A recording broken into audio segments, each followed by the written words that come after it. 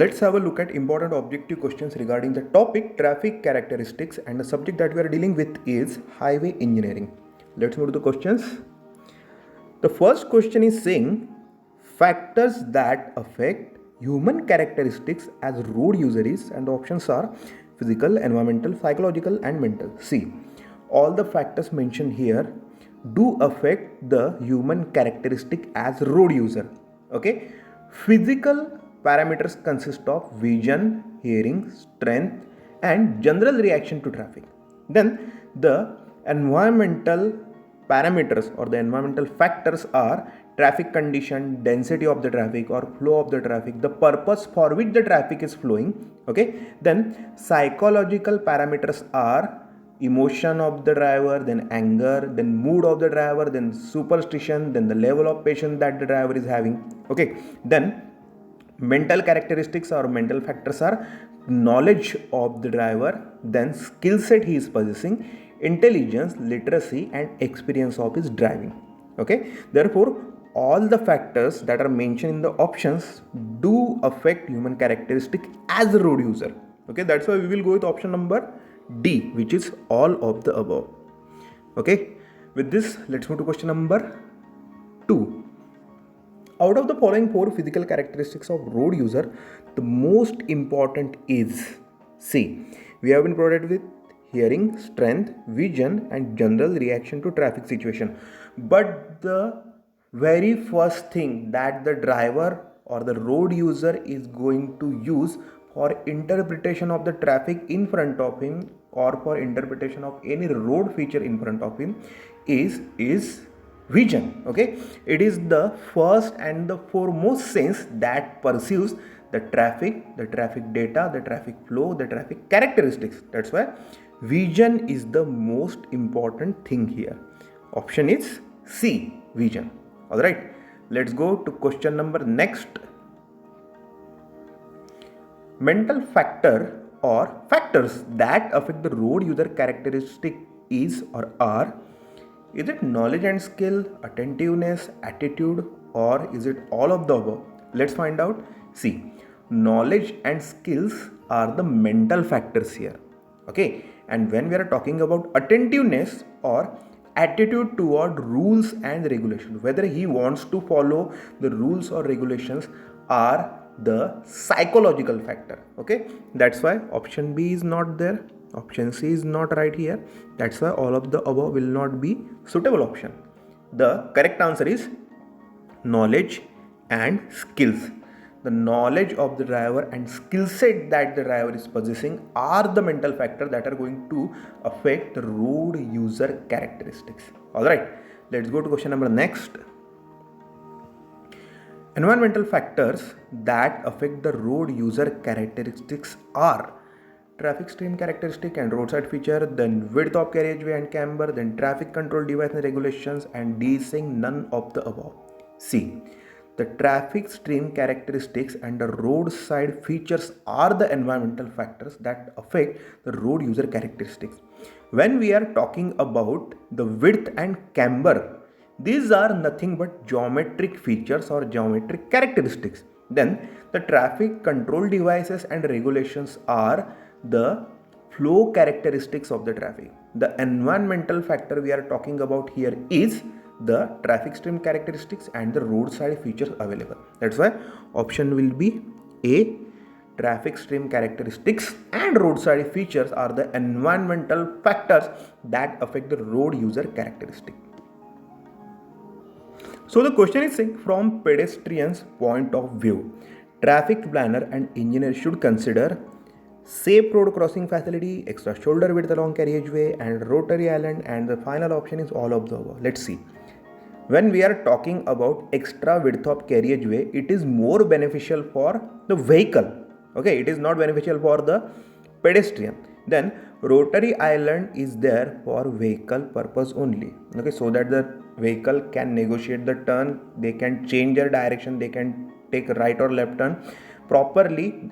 If they want to change the lane, if they want to change the road, then rotary island can be put to use. Okay, it has nothing to do with pedestrian. The only thing that concerns the pedestrian here is the safe road crossing facility.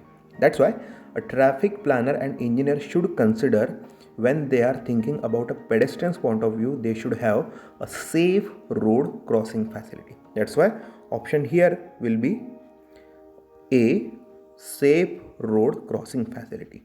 Alright, let's go to question number next.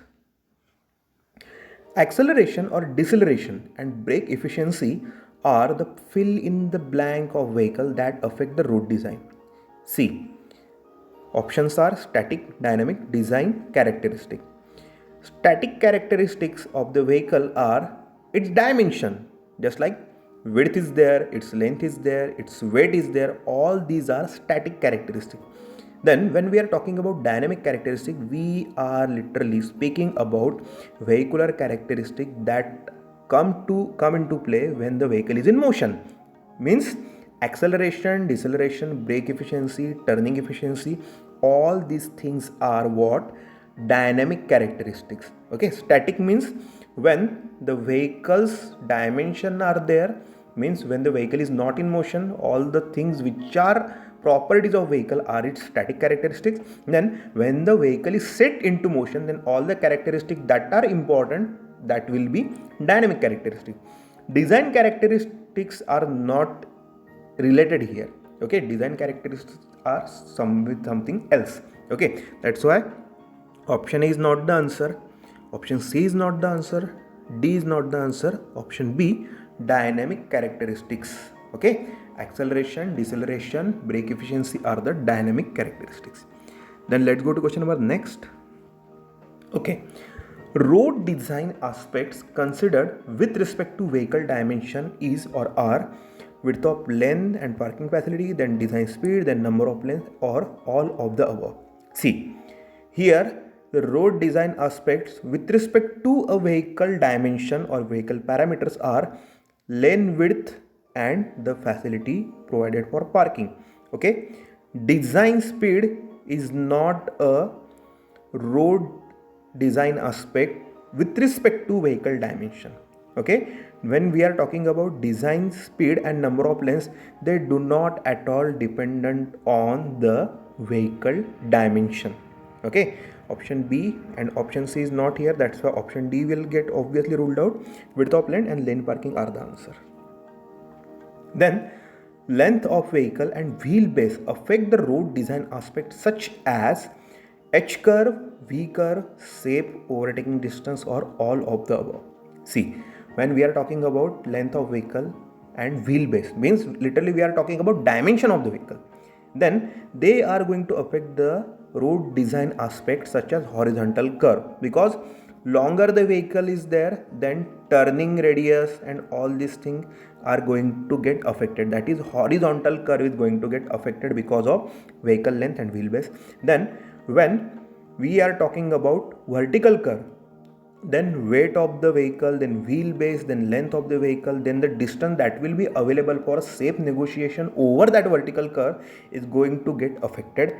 Then safe overtaking distance, obviously longer vehicles, when you have to overtake a long vehicle or when a long vehicle has to overtake some else vehicle on the road, then the aspects are going to get affected. Therefore the safe overtaking distance aspect is going to get affected. That's why A is there, B is there, C is there. That's why the most perfect answer here is all of the above.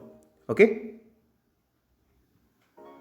then weight of loaded vehicle affect the design of, see, pavement thickness and gradient, then width of carriageway, then safe OSD, then all of the above. When we are talking about the static parameter of vehicle, which is weight of the vehicle, or when the vehicle is in motion, then it will be the dynamic parameter. Okay, therefore weight of the loaded vehicle in motion is dynamic, or when it is in state of rest it will be static. What it is going to affect, see, whatever the pavement thickness is there and gradient is there is going to get affected by weight of loaded vehicle. When we are talking about width of carriageway or safe OSD, that is safe overtaking side distance, all these are related to other dimensions of vehicle, which are length and width of the vehicle. Okay, when we are talking about safe OSD, we are talking about primarily length of the vehicle. Then when we are talking about width of carriageway, then we are talking about the width of vehicle. The only parameter that is going to get affected because of loading of the vehicle is here pavement thickness and gradient of the pavement. Okay, that's why option A is the one. B, C and D are wrong. Then following road design aspect is not affected by vehicle speed characteristics. Okay, we have to find out the parameter which have no relation with respect to vehicle speed. First one is gradient, but gradient are affected because of the vehicle speed. Then side distance, they are also affected, they are also interdependent on vehicle speed. Length of transition curve is also a interrelated parameter with respect to vehicle speed. Okay, that's why since all the options are directly related with what vehicle speed characteristic, the option that we should tick is D, none of the above. Okay, since all these parameters have their due relation with respect to vehicle speed. Okay, let's move to question number next. Braking characteristics of vehicle affect the following factor.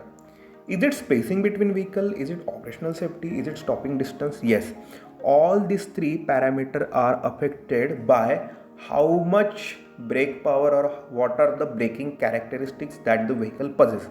Okay, spacing between vehicle will also be ruled by how effective the brakes of the vehicle are. Okay, if the brakes of vehicle are not effective, then the spacing between the vehicle should be more. Okay, the vehicle should be more spaced apart from each other. Then operational safety, yes, when the vehicle is negotiating a road, okay, then its brake efficiency is going to play a major role in its operational safety. Then stopping distance, yes, the first thing, the spacing between vehicle and stopping distance are also related and they are dependent on the braking characteristics. Okay, that's why all the options given here are affecting the braking characteristics of vehicle. That's why we will go with option D here. Okay, let's go to question number next. Out of these three measurements, that is braking distance, initial speed and actual distance of brake application, how many measurements are required in brake test for determination of skid resistance of pavement?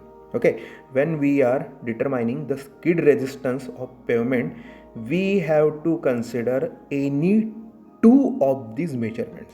Okay, we can either have braking distance, initial speed, or we can go with initial speed, actual distance of brake application, or we can go with braking distance and actual distance of brake application. Okay, when we are carrying out this experiment, when we are determining the skid resistance, we can go with any two of these measurements. Okay, let's go to question number final. The difference between the curved wheel path of set of front and rear wheel is called as off tracking. It is also called as axle tracking. Okay, now the thing, difference between curved wheel path and set of front and rear wheel. When we are talking about a vehicle negotiating a horizontal curve, then front set of the vehicle do not trace the same as that of rear set of wheel of the vehicle.